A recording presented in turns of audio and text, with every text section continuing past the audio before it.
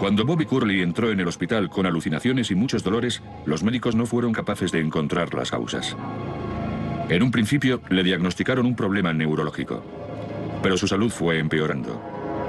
En el hospital le dieron algo que no le estaba curando, sino matando. Bobby Curley, de 32 años, era un joven con una sonrisa siempre en la boca, muchos amigos y una familia encantadora.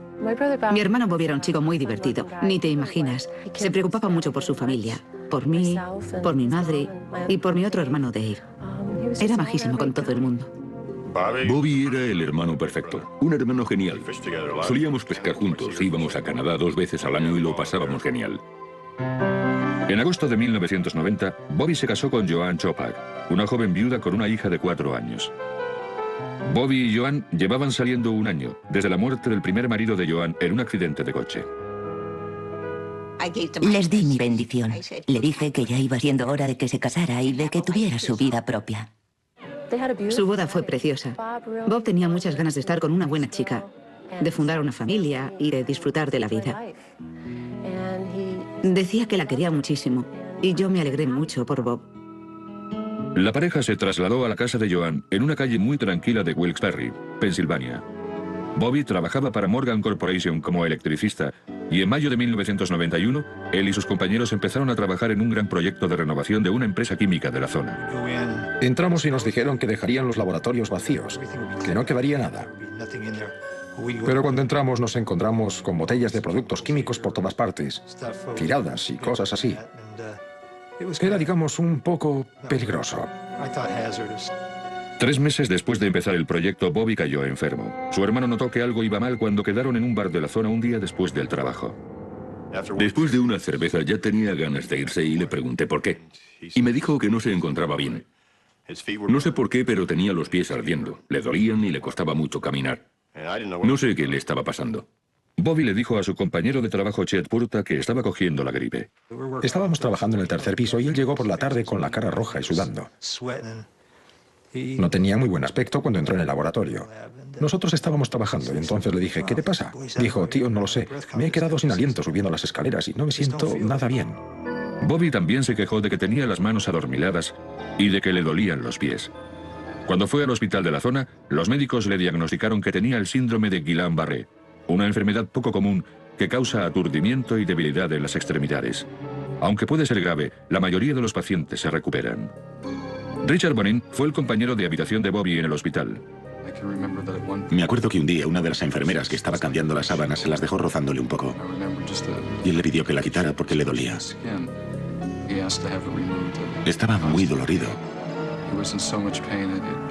A nadie le gusta ver a alguien a quien aprecia o a cualquier persona sufrir de esa forma. La salud de Bobby fue mejorando poco a poco y finalmente le dieron el alta en el hospital. Sin embargo, los dolores volvieron, esta vez incluso más fuertes que antes. Ahora también vomitaba. No podía tenerse en pie y necesitaba ir al baño. Recuerdo que mi hermana y yo teníamos que llevarlo literalmente al baño.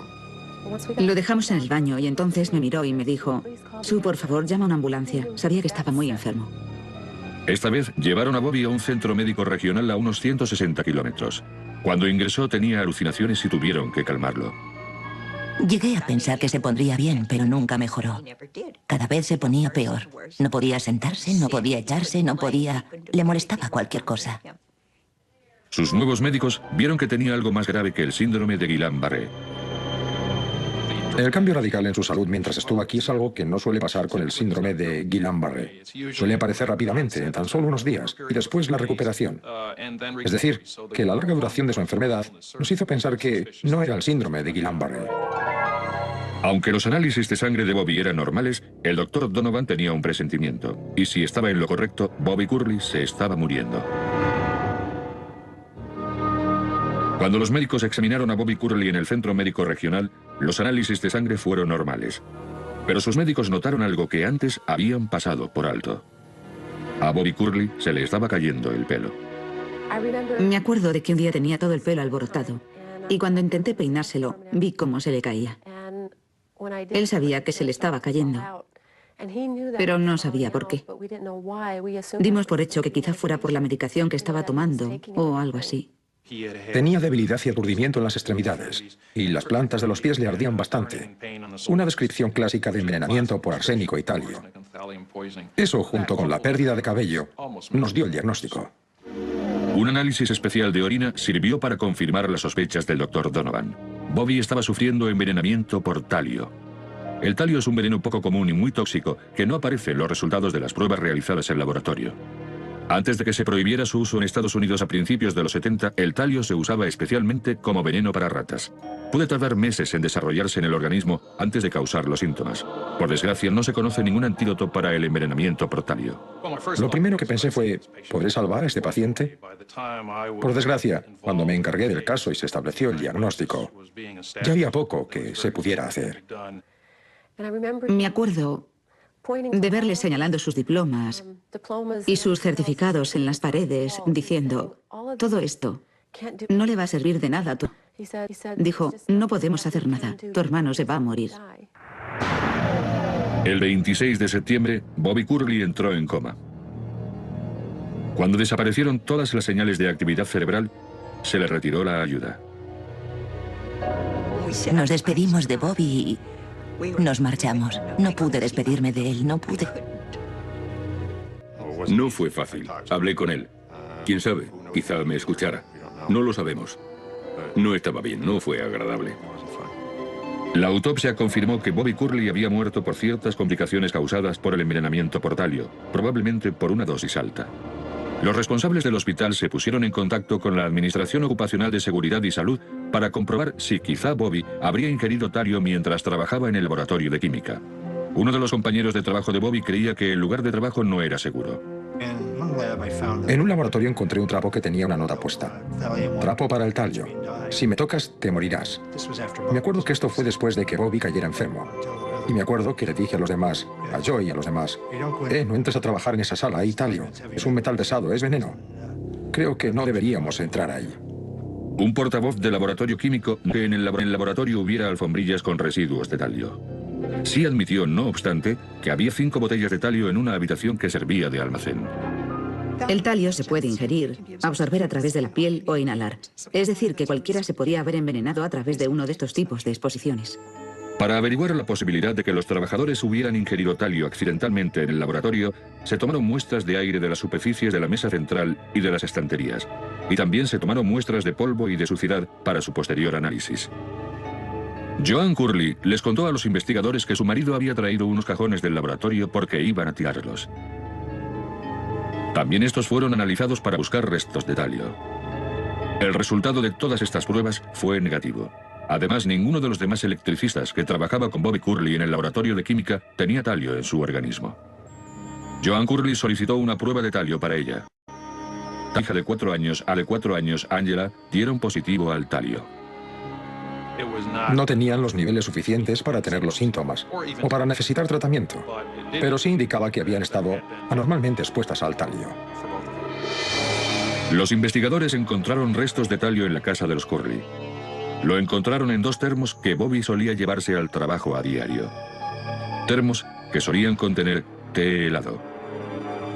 Yo no sabía quién había colocado el talio en los recipientes que contenía té helado. No pude confirmarlo, pero creo que lo hizo alguien. Y que fue eso lo que causó la muerte de Bobby. Y un homicidio consiste en causar la muerte de otro. La policía centró su atención en los compañeros de trabajo de Bobby Curley y en la posibilidad de que hubiera salido mal alguna broma pesada. Cuando se encontraron restos de talio en un termo que Bobby Curley solía llevar a diario, la policía comenzó a interrogar a sus compañeros de trabajo. Me preguntaron qué tal se llevaba con los demás compañeros de trabajo. ¿Tenía mal rollo con nosotros? ¿Solía pelearse con alguien? Cosas así. Bobby Curley solo tenía 32 años cuando lo nombraron capataz de electricistas en el laboratorio químico. Su ascenso pasó por delante de otros electricistas más veteranos y con más años de experiencia. ¿Podrían ser los celos el motivo? Los investigadores también descubrieron que Bobby Curley a veces era la víctima de bromas pesadas. A veces sus compañeros le gastaban la broma de llenarle la comida de especias. Bobby era una de las muchas personas a las que les gastaban bromas. Pero eran cosas como pimienta picante en el tabaco de mascar o cosas así. Alguien dijo que quizá le habían puesto talio en su té helado creyendo que le estaban echando Valium, solo para ver los efectos que le ocasionaría. Bobby también participaba en muchas bromas.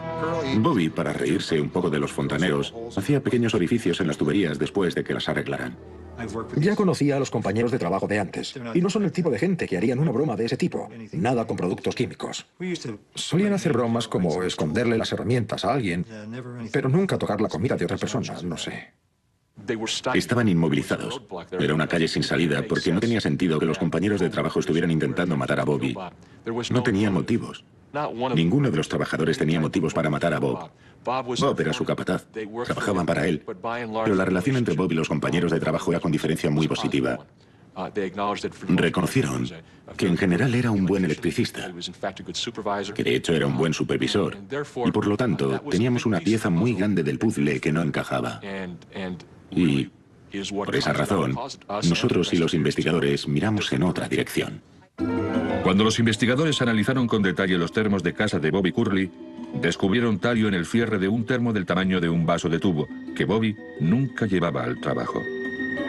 Joan Curley les dio una explicación. Recordó que una vez, después de que su marido volvió del trabajo, había echado los restos de té helado que traía el termo del trabajo en uno más pequeño del tamaño de un vaso de tubo, para que no se echara a perder.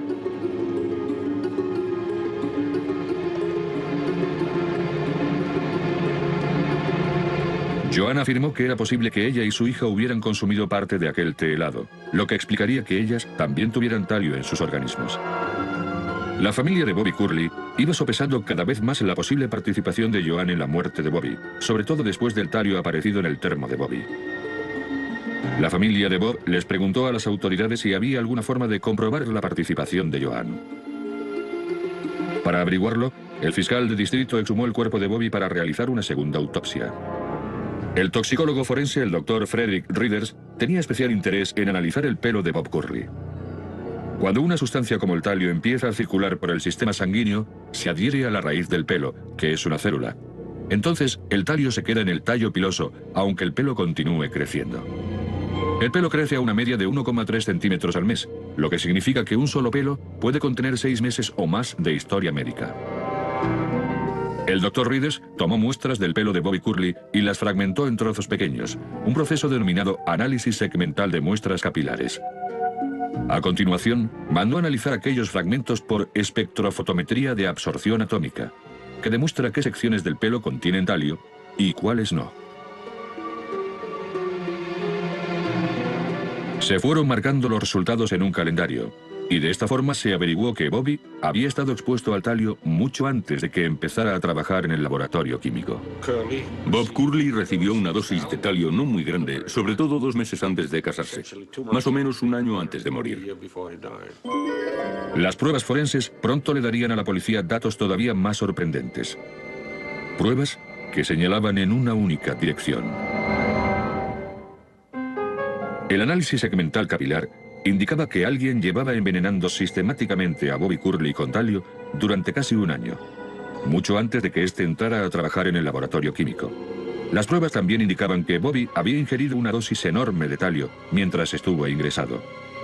Aquella horrible sospecha quedó confirmada cuando el Dr. Readers descubrió una gran concentración de talio en los intestinos de Bobby Curley. Había recibido una dosis muy grande no mucho antes de morir. Las concentraciones en el intestino eran 1000 veces mayores que las de su sangre y de sus tejidos, según los datos recogidos en la autopsia, lo que significaba que eran muy recientes. Usando la línea temporal de las ingestiones, los investigadores pudieron eliminar individuos que no habían tenido contacto con Bobby Curley durante el periodo en que había sido envenenado. Era una investigación por exclusión, en la que se eliminaba a gente que no podía haberlo hecho. Y así hasta llegar a la única persona que lo podía haber hecho, que resultó ser Joan.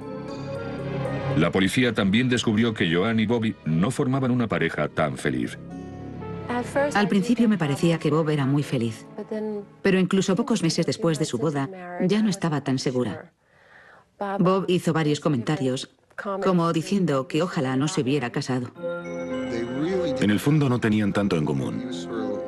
A él le iba un poco más el country y a ella más bien el rock and roll. Los dos eran muy testarudos. Les gustaba llevar siempre la razón. Según algunos testimonios, parecía que las cosas no eran como parecía. No había la química matrimonial que muchos se imaginaban. La policía descubrió que poco después de la boda, Bobby había convertido a Joan en la única beneficiaria de las pólizas de su seguro de vida, por valor de $300.000. Las pruebas forenses demostraron que los envenenamientos empezaron aproximadamente 2 meses antes de la boda de Bobby y Joan. Nos sorprendió, no podía creérmelo. Es como si lo hubiera planeado desde el primer día. Cuando firmaron los papeles y ella se convirtió en la beneficiaria de todo, es cuando empezó. Los miembros de la familia recordaron el comportamiento perturbado de Joan cuando a Bobby le quitaron la ayuda del sistema de soporte vital. Me acuerdo que ninguno pudimos entrar en la habitación y quedarnos allí a verle, pero Joan sí fue capaz. Quiso quedarse en la habitación y vio a Bob morirse. E incluso en el funeral de Bobby, Joan apenas era la viuda desconsolada. Joan no soltó ni una sola lágrima. Me acuerdo de que mi madre estaba llorando y hubo un momento en que se giró a mi madre y le dijo que estuviera tranquila. El 12 de diciembre de 1996, Joan Curley fue arrestada y acusada de asesinato en primer grado. Frente a las aplastantes pruebas forenses y a la posibilidad de la pena de muerte, se declaró culpable de un cargo menor, de asesinato en tercer grado. En su juicio, Joan admitió públicamente que las pruebas forenses habían quedado confirmadas y que ella había envenenado sistemáticamente a su marido con talio.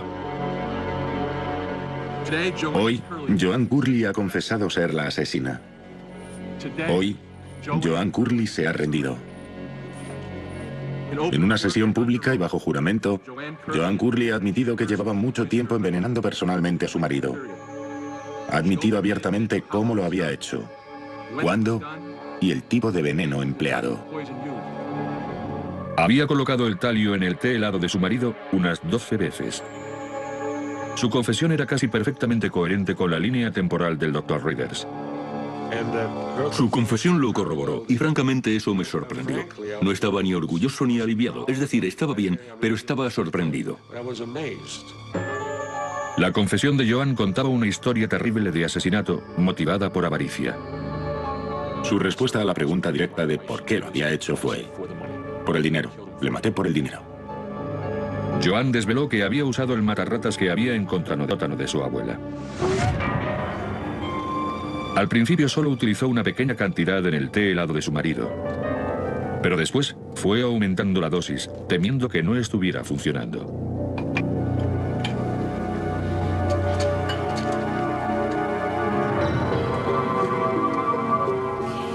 Toma tu té. Gracias, cariño. Que tengas un buen día. Y tú también.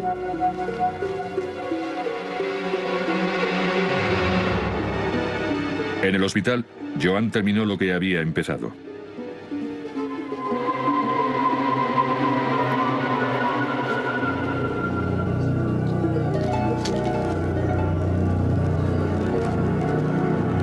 Echó una cantidad enorme de talio en el refresco de Bobby y se la dio en el lecho de muerte.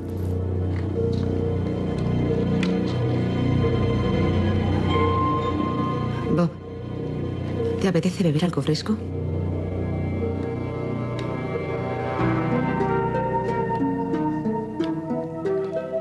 Gracias. Es increíble estar casado 2 meses y empezar a matar a tu marido. Y lo que más me molestó fue que la última dosis se la había dado en el hospital, porque aquel día yo estaba allí y estaba sentado al lado de Joan y su bolso estaba en medio de los dos. Y saber ahora que en su bolso llevaba el talio, eso me molestó mucho. Los resultados desvelaron que Joan y su hija habían ingerido cantidades mínimas de talio poco después de la muerte de Bobby. Puede que Joan lo hubiera ingerido de forma intencionada y que le hubiera dado una pequeña dosis a su hija para desviar la atención de la policía. Joan Curley niega este hecho y desconoce totalmente cómo ella y su hija habían ingerido los restos encontrados de talio. Curiosamente, Joan Curley no era consciente de que había talio en el laboratorio químico en el que Bobby estaba trabajando antes de morir. Ella no sabía que el compuesto químico con el que estaba envenenando a Bobby era el mismo que se encontró en la universidad en la que él había trabajado. No se podía pedir una coincidencia más grande. No obstante, la ciencia forense había establecido un orden cronológico toxicológico de un vergonzoso y malévolo plan marital. Joanne Curley fue condenada a un período de entre 10 y 20 años en la cárcel estatal. Obviamente fue una persona decidida a llevar a cabo sus planes, obcecada con un resultado, y el resultado que quería era la muerte de Bob Curley. Y era obviamente un tipo de delito macabro que no se ve muy a menudo en este país. Nunca podría perdonar a Joanne por lo que le hizo a Bob. Verlo morir. A mí me rompió el corazón verlo morir así. A él o a cualquiera. Nadie se merece morir así.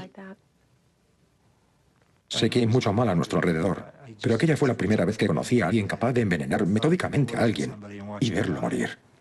Es un monstruo, eso es lo que es. Nunca cambiaré de opinión. Siempre sentiré que se llevó a alguien que estaba entre nosotros, al que queríamos mucho y al que echaremos muchísimo de menos. No me lo podía creer. Sacaron tanto de tan poco. De unos cuantos pelos, consiguieron averiguar cuándo le había administrado el veneno, con qué periodicidad, y también el tamaño de la dosis que le administró hasta el último día. Es increíble. En una calle muy tranquila de Wilkes-Barre, Pensilvania. Bobby trabajaba para Morgan Corporation como electricista y en mayo de 1991, él y sus compañeros empezaron a trabajar en un gran proyecto de renovación de una empresa química de la zona. Entramos y nos dijeron que dejarían los laboratorios vacíos, que no quedaría nada. Pero cuando entramos nos encontramos con botellas de productos químicos por todas partes, tiradas y cosas así. Era, digamos, un poco peligroso. 3 meses después de empezar el proyecto, Bobby cayó enfermo. Su hermano notó que algo iba mal cuando quedaron en un bar de la zona un día después del trabajo. Después de una cerveza ya tenía ganas de irse y le pregunté por qué. Y me dijo que no se encontraba La mayoría de los pacientes se recuperan. Richard Bonin fue el compañero de habitación de Bobby en el hospital. Me acuerdo que un día una de las enfermeras que estaba cambiando las sábanas se las dejó rozándole un poco. Y él le pidió que la quitara porque le dolía. Estaba muy dolorido. A nadie le gusta ver a alguien a quien aprecia o a cualquier persona sufrir de esa forma. La salud de Bobby fue mejorando poco a poco y finalmente le dieron el alta en el hospital. Sin embargo, los dolores volvieron, esta vez incluso más fuertes que antes. Ahora también vomitaba. No podía tenerse en pie y necesitaba ir al baño. Recuerdo que mi hermana y yo teníamos que llevarlo literalmente al baño. Bien. No sé por qué, pero tenía los pies ardiendo. Le dolían y le costaba mucho caminar. No sé qué le estaba pasando. Bobby le dijo a su compañero de trabajo Chet Purta que estaba cogiendo la gripe. Estábamos trabajando en el tercer piso y él llegó por la tarde con la cara roja y sudando. No tenía muy buen aspecto cuando entró en el laboratorio.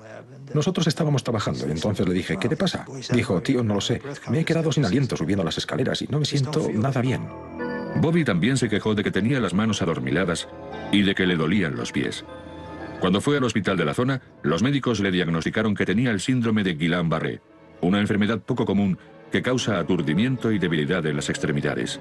Aunque puede ser grave, la mayoría... Cuando Bobby Curley entró en el hospital con alucinaciones y muchos dolores, los médicos no fueron capaces de encontrar las causas. En un principio le diagnosticaron un problema neurológico, pero su salud fue empeorando. En el hospital le dieron algo que no le estaba curando, sino matando. Bobby Curley, de 32 años, era un joven con una sonrisa siempre en la boca, muchos amigos y una familia encantadora. Mi hermano Bobby era un chico muy divertido, ni te imaginas. Se preocupaba mucho por su familia, por mí, por mi madre y por mi otro hermano Dave. Era majísimo con todo el mundo. Bobby era el hermano perfecto, un hermano genial. Solíamos pescar juntos, íbamos a Canadá 2 veces al año y lo pasábamos genial. En agosto de 1990, Bobby se casó con Joanne Chopak, una joven viuda con una hija de 4 años. Bobby y Joanne llevaban saliendo 1 año, desde la muerte del primer marido de Joanne en un accidente de coche. Les di mi bendición. Le dije que ya iba siendo hora de que se casara y de que tuviera su vida propia. Su boda fue preciosa. Bob tenía muchas ganas de estar con una buena chica, de fundar una familia y de disfrutar de la vida. Decía que la quería muchísimo y yo me alegré mucho por Bob. La pareja se trasladó a la casa de Joanne